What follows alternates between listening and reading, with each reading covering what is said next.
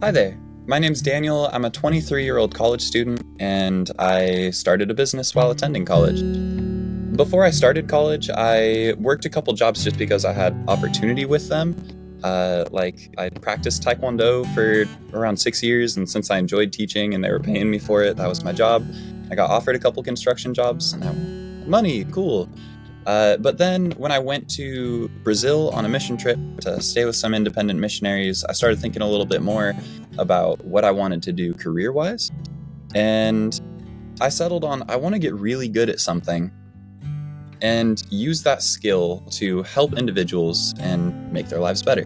And what I settled on was a financial planner, because I'm a number nerd and I like seeing how money comes together. And if I can help people create a plan for their money, then I can make their lives better that way. So I went, I need to go to college. Let me figure out how to do it. I found out that Portland State, it offers it covers the rest of your tuition if you have a Pell Grant, which I did. So I started going with the goal to graduate debt-free and went, okay, I want to get married. I have a whole bunch of, my tuition's paid for. That's great. But I have all these other expenses that I need to cover. And working just a $15, $18 an hour job doing construction or something like that isn't really going to cut it. So I went, I know that I can work hard, and I think that if I charge by the job for something, I'll be able to make a lot more money in the limited time that I have.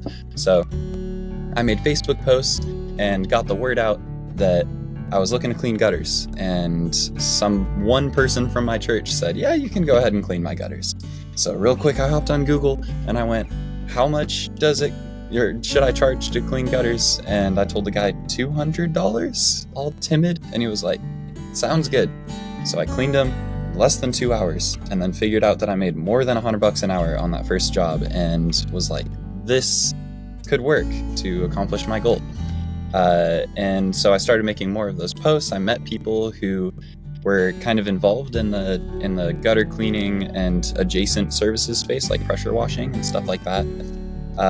And kind of the whole time doing it with a lot of anxiety or I guess nervousness or fear, because I'm pretty conflict avoidant. I like people to be happy with me. And the thought of somebody going, you're going to charge me for that, and then getting mad at me, or for them not being satisfied with the job that I did, that was something that I was really worried about.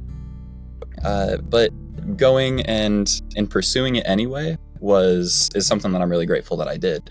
And as I kind of started getting more jobs, I had other equipment with me, like pressure washer and a ladder and stuff like that. And I was operating out of a 1991 Silverado. Super old truck with, the clear coat coming off and stuff like that. And I compared myself to these other businesses. There were people out there who had super nice trucks with big rigs, and they were towing trailers, and they had company shirts, and they weren't 22-year-olds that were running the business. And so I had a lot of, I compared myself to them, and I went, I'm not able to stand up to that. And so I would park my truck around the corner and then take my stuff up to the front door and try to appear more established or less young than I was. I don't know how I can appear less young, but I just tried to stand taller and talk a little bit more professionally. And as I kind of conversed with more people, when I got vulnerable and I was like, yeah, I'm only 23, I'm a college student, if they asked about it or something like that, I always got positive reactions. And what I figured out is that authenticity is something that people really value a lot more than being established or having nice trucks. If I went to the job as Daniel and just showed my heart to do a good job and to help and to have a high standard, that was a lot more effective than trying to be like somebody else or trying to be like another business. I thought that in order to be a business in this space, I had to be like all the others that were working. And truthfully, as long as I stuck to my faith, as long as I was intentional in my character, then I could just bring that. I could just be Daniel doing pressure washing and doing gutter cleaning. And it's not a super glamorous job necessarily, but the relationships with people can be built. It's directly helping people with something that they either don't have time for to do themselves, and they can spend that time with their family or doing something better, or don't have the physical capability of doing. And it's turned into something that I'm very proud of. And I still roll around in a 1991, now it's a F-350, but it's still an old truck, and I still don't have company shirts.